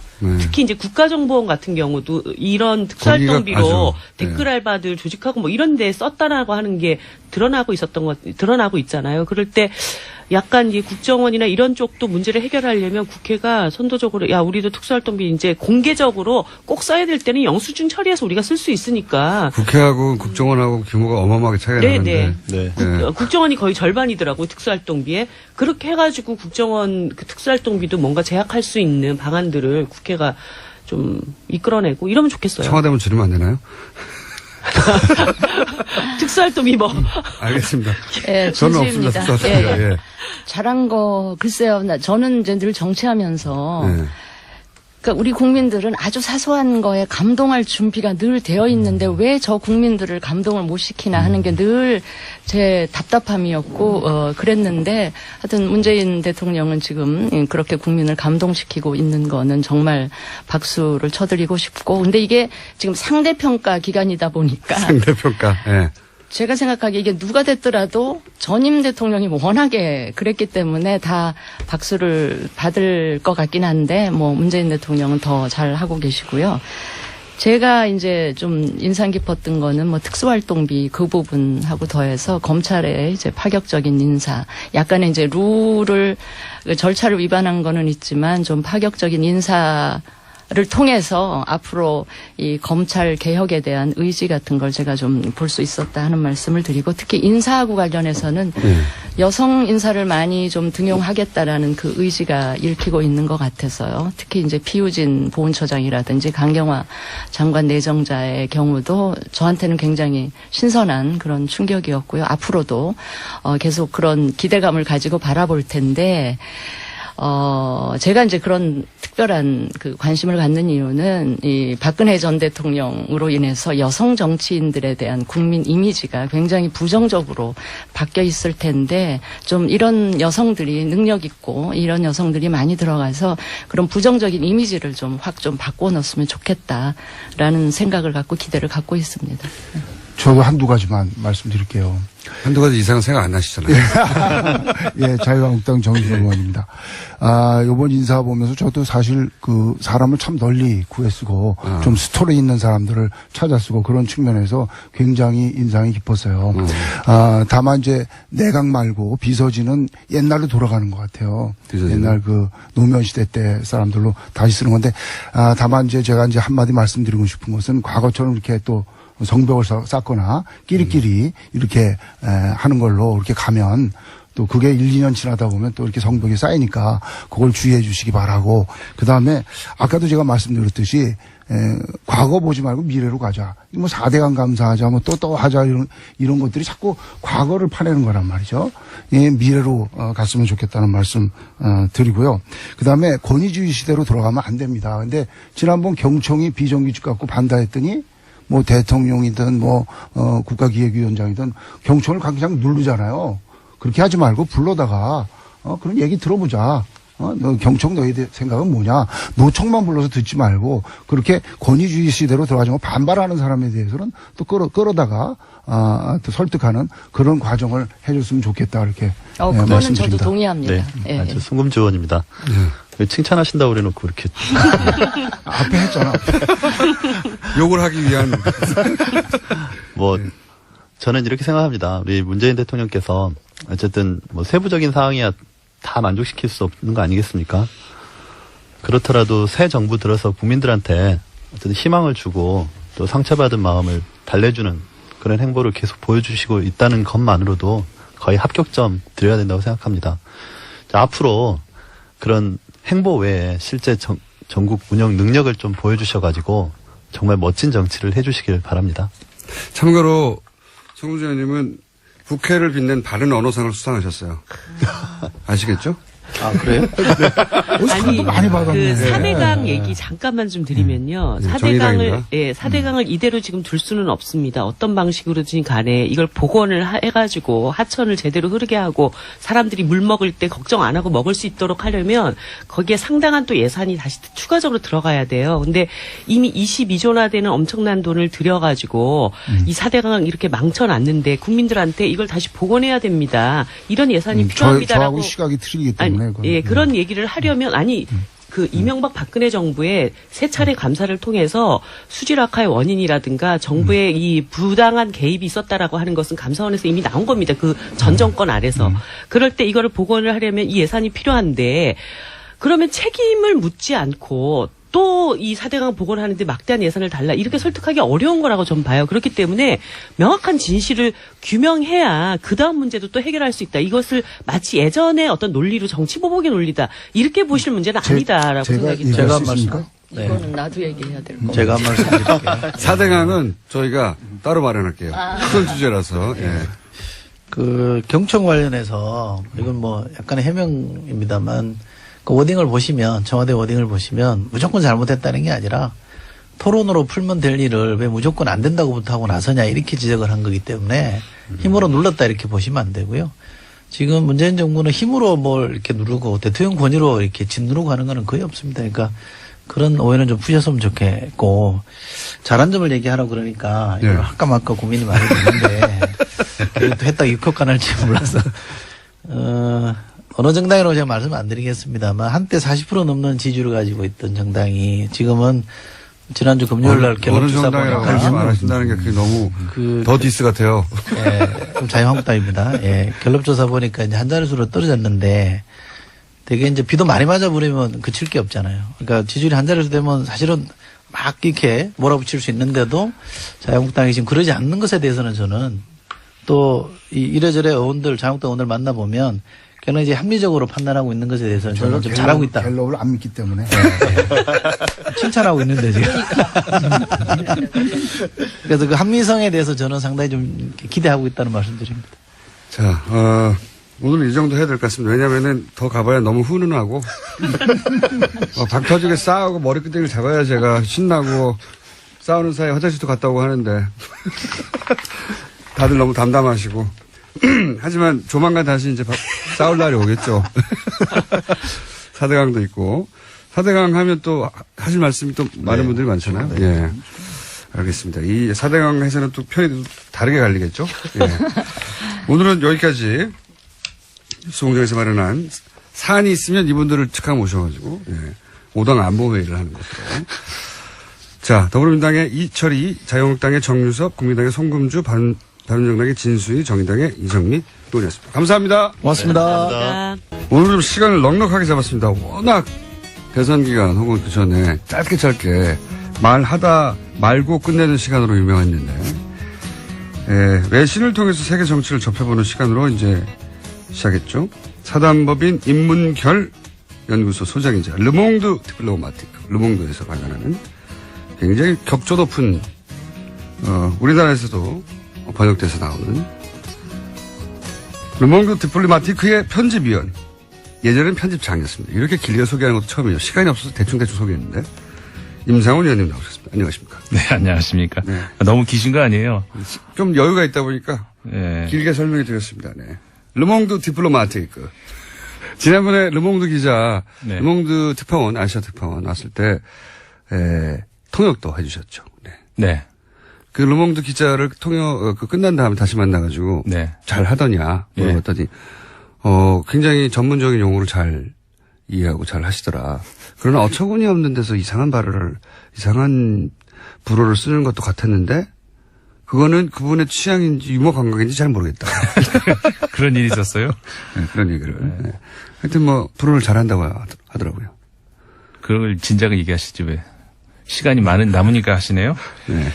자, 오늘은 어떤 주제입니까? 선거 전에 우리가 시작을 했었죠. 촛불 혁명으로 새로운 정치를 만들어낸 우리 국민들이 이제는 시민 정치를 이야기를 해야 될 때가 아닌가 이런 생각이 들고요. 네. 그래서 세계에서도 이미 지지난주였었죠. 그 다중 이야기를 하셨습니다만은 이미 그 시민들의 정치에 참여하는 어떤 그런 그 순도라든가 그러니까 형태가 과거와는 다른 이런 형태로 가고 있고 실제로 많은 나라에서 이전에 보지 못했던 그런 시민 정치 실험들을 하고 있거든요. 이제 그런 관련 이야기를 하나씩 전해드리겠다 얘기를 했었는데 대선 관계상 한 번밖에 못했었죠. 네. 그래서 이제 대선도 끝났고 그 이야기를 해보려고 합니다. 그래서 뭐 최근에 나오는 그런 문자폭탄 얘기도 나올 것이고, 네. 그다음에 뭐 특정 정치인에 대해서 예전에 이제 비하하는 발언으로 그 지지자를 빠라고 표현했었죠. 네, 그랬죠. 그 표현이 처음 등장한 게 제 기억으로는 노무현 대통령 지지자들을 그랬었죠. 노빠라고 네. 비하하며 공격했던 게 처음이에요. 네네. 그게 대략 이명박 정권 시절에 시작된 표현이기도 한 걸로 제가 기억하는데 그게 이제 뭐 빠를 붙여서 여러 가지 표현을 하다가 최근에는 이제 문재인 대통령이 당선되니까 이제 당연히 문빠라는 표현도 등장하게 됐고. 예. 그런데 이게 집단으로 이들이 문자 폭탄을 보내는 것이고 조직적으로 보내는 것이고 뭐 여기까지 와 있어요. 네. 네. 그런데 이 문자 폭탄이라고 하는 것도 사실 아까 뭐 앞서서 이제 정치인분들 말씀하시는 것 제가 밖에서 잠깐 들었는데 이 표현 자체가 잘못된 건 아닌가 이런 생각이 들어요. 네, 저도 뭐 그런 얘기를 뉴스공장에서 이미 했습니다. 문자 폭탄이 아니고 네. 네, 받는 정치인 입장에서 보면 여러 사람이 한꺼번에 보내는 게 폭탄이지만 보내는 사람은 자기 번호를 노출시키면서 그렇죠. 개별적인 정치적 의사 표현을 하는 거군요. 네. 네. 문자 그 번호가 남겨지는 그런 형태로 이제 보내기 때문에 사전에 보내기 전에 고민을 한다. 아까 그 말씀 하셨잖아요. 그런 경험이 저도 있어요. 그러니까는 댓글을 쓸 때 이 댓글이 내 아이디가 노출이 되는 댓글인데 내가 이 말을 쓰면 어떤 이런 고민을 하고 나한테 돌아 불이익은 그렇죠. 없을까. 그런 네. 고민을 하고 댓글을 쓰거든요. 네. 그렇기 때문에 이제 그런 것이 이제 말씀하셨던 게 적절하고 일단 그 폭탄이라는 말 자체가 우리가 이제 부정적 의미죠. 부정적이잖아요. 네. 예를 들어서 뭐 세금 폭탄 이런 말은 쓰지만 네. 월급 폭탄 이런 말은 안 쓰잖아요. 월급 많이 받았다고 월급 폭탄 그런 말 안 쓰고 로또 폭탄 이런 말 안 쓰잖아요. 네. 좋은 데는 쓰이지 않고 어쨌든 부정적인 의미로밖에는 쓰이지 않는데 물폭탄 이런 거. 그러니까는 일단 어떤 설명적 가치보다 언어로서 이 가치적인 그런 판단을 하게 되는 어떤 그런 용어가 되는 프레임으로 거죠. 딱 가두는 거죠. 부정적으로. 국회의원들에게 문자를 많이 보내는 것은 폭탄이다라고. 그렇죠. 그래서 선정부 잘못된 겁니다. 이거는 좀 우리가 나눠서 생각을 해야 될 것 같아요. 예를 들어서 국회의원들한테 칭찬하는 문자 폭탄이 갔다. 그것도 싫을까요? 그렇진 않을 거 아니에요. 네. 그러니까 이 욕설이 담긴 어떤 그런 문자, 그 다음에 대량으로 한꺼번에 쏟아져 들어오는 문자, 이거 두 개는 구별해야 됩니다. 그러니까 욕설이 한꺼번에 들어왔다. 그래서 이제 문자 폭탄 이렇게 하는데 욕설은요. 단 하나의 문자가 와도 기분 나빠요. 그건 폭탄이 아니라 친구한테 받아도 그건 기분이 나쁘죠. 그러니까는 욕설을 받았을 때 그건 당연히 좋을 사람이 없고 그거는 하면 안 되는 거고 그건 당연히 이제 부정적인 그거를 뭐 칭찬하는 사람이 어느 세상에 누구도 없죠. 그거는 그러니까는 나쁜 거 그건 제외하고 그 다음에 그 정치인들에게 문자를 보내서 특히 내 개인 번호까지 기록이 남는 그런 문자를 보내서 내 의사를 전달하는 거 그 자체만을 요구를 할 수는 없는 거거든요. 다만 그게 이제 한꺼번에 들어왔다. 그래서 이제 그 불만이다라고 얘기를 하신다면은 저는요 거꾸로 개인적으로 제 얘기를 잠깐 하면 저는 문자 받는 거라든가 아니면 SNS라든가 이런 거 사용하는 거 굉장히 싫어합니다. 그게 날아오는 거 싫어해요. 근데 뭐 일 때문에 혹은 뭐 인간관계 때문에 어쩔 수 없이 하는 경우가 있지만 선거철만 되면 정치인들이 보내는 그 문자 저는 아주 그냥 죽을 지경이거든요. 그게 문자 폭탄이에요. 네, 그러니까는 그 이야기를 왜 안 하시죠? 그 정치인들 그것도 거꾸로 생각을 하셔야 돼요. 왜 그를 한꺼번에 받기 싫은 그 일반인들한테 문자를 보내시는지. 그리고 선거철만 되면은 밖에서 스피커로 이렇게 스피커 설치한 차량이 돌잖아요. 저는 저한테 굉장히 방해돼요. 일하는데 방해되고 연구하는데 방해되고 뭐 밤에 안 하니까는 뭐 상관이 없습니다만 이게 유세 폭탄이에요. 그러니까 왜 그런 폭탄은 얘기 안 하시고 본인한테 싫은 것만 얘기를 하시는지. 기본적으로 폭탄이 되려면 동일인이 같은 메시지를 반복적으로 그렇죠.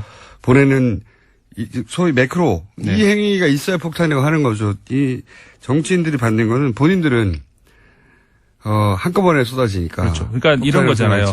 보낸 사람은 한 번 보낸 거예요. 받는 맞아요. 사람이 여러 개. 그러면 선거도 마찬가지 아닌가요? 나는 한 표 줬는데 저 국회의원 받는 사람들은 수만 표, 수십만 표를 받는 거잖아요. 왜 그거는 그러면은 폭탄이라고 얘기를 안 하죠? 그러니까 득표 폭탄이죠. 그러니까 득표 폭탄 받는 거는 왜 안 싫어하세요? 그러니까 국민들의 한 사람 한 사람의 행위를 어떤 한꺼번에 나한테 왔다고 해서 비난을 한다. 이거는 적절하지 않은. 그래서 제가 이제 문자 폭탄이 아니라 문자로 항의하는 거거나 네. 문자로 참여하는 거거나 문자로 민심을 전하는 거거나 네. 그렇게 받아들일 자세가 돼 있어야 돼요. 그렇죠. 기본적으로 정치. 그게 싫으면 스마트폰을 쓰지 마셔야죠. 아니면은 정치를 하지 말든가요. 네. 그러니까 욕설은 분명 아까도 말씀드렸듯이 단 하나의 문자가 와도 그거는 안 되는 거죠. 기분 나쁜 건 당연한 저는 거고. 사실 욕설도 하면 안 되는 거지만 어쩔 수 없이 하는 사람들도 있어요. 그 감정을 표현할 방법이 없어서 길 가다가 근데 그런 분들은요. 자기 전화번호를 노출하며 자기보다 훨씬 힘이 센 국회의원에게 그렇게 보내는 거거든요. 그렇죠. 가만히 생각해 보시면 내가 아는 어떤 국회의원에게라도 욕설이 담긴 문자를 쓸 수 있을까 생각해 보면 쉽지 않은 일입니다. 네, 그렇죠. 그 정도로 격해진 분들은 그 사람이 눈앞에 있으면 눈앞에서도 욕을 할 거예요. 네. 그러니까 그런 정도로 내가 하는 정치 행위가 국민들한테 혹은 유권자에게 격렬한 반응을 일으키구나. 이렇게 이해해야지 내가 자연인으로 욕을 먹어서 기분 나빠. 이렇게 하면 정치 못해요, 앞으로는. 맞습니다. 네. 어떤 의미에서는 그래서 그 문자 폭탄을 받으시는 분 있고, 문자는커녕 진짜 주목을 못 받는 정치인도 아마 있으실 거예요. 하태경 의원이 그런 말을 했어요. 문자 폭탄 올 때가 좋은 거라고. 그렇죠. 그 말 하셨죠? 저는 전적으로 동의하는 것이 인터넷 써보신 분들 다 아실 겁니다. 내가 글을 썼는데 그 밑에 욕설이 달린 것하고 흔히 우리가 우풀. 우풀이라고 하죠. 네. 어떤 것이 더 기분이 나쁜지. 욕설 10개가 훨씬 나아요. 그 써보신 분들은 알 겁니다. 맞습니다. 그래서 이제 그런 이야기들을 겸해서 결국은 시민들의 정치 참여 이런 것들은 앞으로는 어떻게 빠져나갈 수 없는 그리고 이건 대세죠. 그래서 이건 전 세계적인 현상이 이제 앞으로 어쩔 수 없어요. 네, 맞습니다. 이렇게 변화갈 수밖에 없어요. 네. 그래서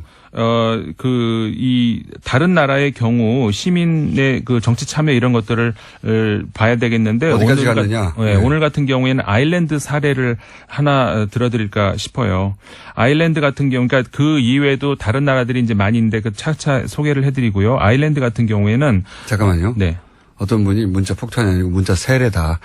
오. 네. 국민들에게 그런 반응이 있다는 걸 고마워해야 한다. 무풀이 무서운 거다. 그렇네요. 네. 예. 문자 세례다. 네. 그 말 좋다. 진짜 문자 세례. 문자 세례, 문자 예. 민원. 네. 그러네요. 말부터 조심해야 되는 겁니다. 이게 사실 정치인들만 따질 게 아니라 요 프레임을 고스란히 용화해서 언론에서 계속 제목으로 쓰는 것도 큰 문제거든요. 예. 그렇죠. 제가 아까 말씀드렸잖아요. 강화시킵니다. 설명적 기능보다 가치적인 기능이 있기 때문에 폭탄이란 말은 그런 말보다는 문자 세례예요. 좋네요. 그 말. 문자 세례를 받았다. 그렇게 표현해도 되는 일을 꼭 정치인이 받은 정치인들이 이제 가장 먼저 만나는 게 기자들이고 기자들 정치를 받아서 이 기사를 쓰니까 문자 네. 폭탄이라고 표현하니까 아마 네. 고선에 쓴 것 같아요. 그렇게 쓰지 말아야 한다, 이제. 네. 문자 폭주까지는 제가 봐드리겠습니다. 사실 얘기가 길어진 김에 예. 그래서 관련해서 사례. 예. 관련해서 다른 말씀 하나만 더 드리면은 그래서 용어의 부적절성 아까 나와서 얘기한 건데 위장 전입 아까 말씀 많이 하시던데요. 그것도 용어 자체가 저는 잘못된 것 같아요. 법률 용어가 그렇게 정해져 있으니 그 외에는 방법이 없는 거죠. 고쳐야 되는 것이 왜냐하면 위장이라는 말 자체가 그렇잖아요. 주소지 불일치 이런 정도면 괜찮은데 위장이라는 말 자체가 그렇잖아요. 그러니까 사실 내가 내 몸이 거하고 있는 곳과 행정상의 어떤 주소가 일치하지 않는다는 그거 아닙니까? 근데 현대 삶에서 그걸 일치하기가 어렵다는 건 아마 대부분 성인들이면 다 아실 거예요. 그렇죠. 나이가 한 30만 넘어가도 이게 불일치할 때가 어쩔 수 없이 있긴 있어요. 네. 근데 과거에 공직자에 나오는 사람들은 그 불일치는 대부분 숨기고 부동산 취득의 목적으로 했기 그렇죠. 때문에 위장 전입이라는 용어가 적합했는데 이제 점점 그렇지 않은 케이스들의 후보들을 만나면서 용어가 부적절하고라는 생각도 네. 있습니다. 맞습니다. 예. 그러니까 저 같은 경우도 저는 평생 제 돈으로 집을 사보기는커녕 주식 한 번도 사본 적이 없는 오로지 노동으로만 일해온 노동자인데 저 같은 경우도 가만히 생각해 보니까는 위장 전입이 한두 번이 아니더라고요. 주소가 불일치한 경우. 네. 네. 주로 주소가 그러니까 그럼 저 같은 경우는 어떻게 해야 저도 뭐 위장 전입이라고 해야 되나요? 그 용어는 위장 전입밖에 없어요. 주소가 불일치하면. 그러니까요. 지금은. 예, 네. 그 용어 자체가 굉장히 좀 그것도 부정적인 어떤 가치 판단을 집어넣는 그런 용어이기 때문에 그것도 좀 고쳐야 되는 거 아닌가. 실거주지와 그 주민등록상의 주소지가 불일치할 경우에 뭐라고 부를 것인지, 네. 그리고 그게 아니라 실제 범죄적인 경우는 뭐라고 부를 것인지, 그렇죠. 이번 기회에 그런 거 만들고 정비하는 것도 필요한 것 같긴 맞습니다. 합니다. 예. 그 용어 자체가 굉장히 중요하죠. 왜냐하면은 제가 알기로는 거의 전 국민, 그러니까 성인이 된 한 40, 50대 이상의 전 국민 중에 한두 번 정도는 가족 내에 네. 이런 경우가 의도치 않더라도 있게 되거든요. 그럼요. 실제로. 저도 생각해 보니까 위장 전입이라고 왜냐면 주소지 신고를 좀 늦게 한다든가 10살 네. 이내 아니면 그러면 위장 전입이에요. 그것도. 그렇죠. 저도 지금 그 주소지가 부모님하고 같이 돼 있는데 그 직장에 제 일하는 연구소하고 이제 방송국하고의 거리 관계상 이 근처에서 가까운 곳에서 우편물을 제가 받고. 있거든요. 네. 그러니까는 그런 경우엔 또 결국 위장 전입이 되는 거잖아요. 또. 그러니까 이런 고민을 한 적은 없죠, 과거에는. 예. 근데 이제 그게 필요하구나 하는 생각을 처음으로 하게 된 겁니다. 정비가 예. 필요하지 않는가 이런 생각이 듭니다. 자, 그렇지만 요걸 가지고 정치적으로 공격하기는 좋죠. 단어가 위장 전입이니까. 그렇죠. 네. 그래서 이제 용어부터 정리를 해야 되는 것 아닌가 이런 생각이 들기는 하고요. 실제 위장 전입, 그러니까 사익을 목적으로 한 그러니까 현행법 위반의 위장 전입도 많이 있을 거예요. 그렇죠. 그건 걸러내야죠, 다. 네, 그렇죠. 예. 당연히 그건 걸러내야 되겠죠. 전입신고 지연도 있습니다. 어쨌든 전입신고 지연만 있는 건 아니거든요. 네. 거기는 많은 케이스가 짬뽕되어 있기 때문에 용어 얘기다 보니까 너무 길어져 버렸네요. 주제로 들어갈 수 있을까요, 오늘? 2분 남았습니다. 한번 해보세요. 알겠습니다. 그 2분, 오늘 시간 길었는데도 결국 이렇게 되는데. 잡담을 하면 길어져. 그래서 그 아일랜드 경우를 말씀을 아일랜드? 드리자면은 그 헌법을 고치는 데 있어서, 그리고 물론 다른 법도 마찬가지고 시민들이 직접 참여를 합니다. 이런 나라가 아일랜드만 있는 거 아니고 많이 있는데. 투표라는 최종 행위뿐만 아니라 그 전에. 그렇죠. 그 전에. 헌법을 고칠 때도. 그렇죠. 그 의원들이 법을 만들어서 그것을 이제 묻는 어떤 그거를 동의를 한다. 그런 행위가 아니고. 공청회 수준이 아니라. 그렇죠. 공청회 수준이 아닌 거죠. 이미 그 전에 그 시민들이 그러니까 총 100명으로 구성이 되는데요. 지금 현재 1년 동안에 작년부터 지금 그 기간 안에 있어요. 한 명이 이제 그 의장이 되고 99명을 그러니까 뽑는 거죠. 일반 국민에서. 네, 무작위예요. 무작위로 뽑아가지고 물론 이제 그 사전에 이게 가능한 사람인가 시간적으로 가능한지 아니면 어떤 병이라든가 참석할 수 있는지 이런 것들을 한 다음에 여기서 이제 우리가 문제가 될 수 있을 거라고 생각하는 게 이거죠. 전문성이 없는 거 아니야? 이런 생각할 수 있잖아요. 근데 이미 이 아일랜드에서 실험을 30초 해봤고 남았습니다. 예, 많은 경우에도 전문성이 문제가 되지 않는다 이런 이야기는 이미 이제 지금 그럼 좋습니다. 요 주제를 다음 주에 다시 다음에 꼭 하는데. 다시 말씀을 핵심 드리겠습니다. 뭐냐면 이겁니다. 문자를 보내는 정도가 아니라 헌법을 만드는데 네. 직접 참여하는 수준까지 가 있다. 그렇죠. 이거를 문자 정도 문자 가지고 갖고 얘기할 때가 아니라 단계가 아니다. 이런 지금. 얘기죠. 예. 여기까지 하겠습니다. 임상훈 의원이었습니다. 감사합니다. 네, 감사합니다.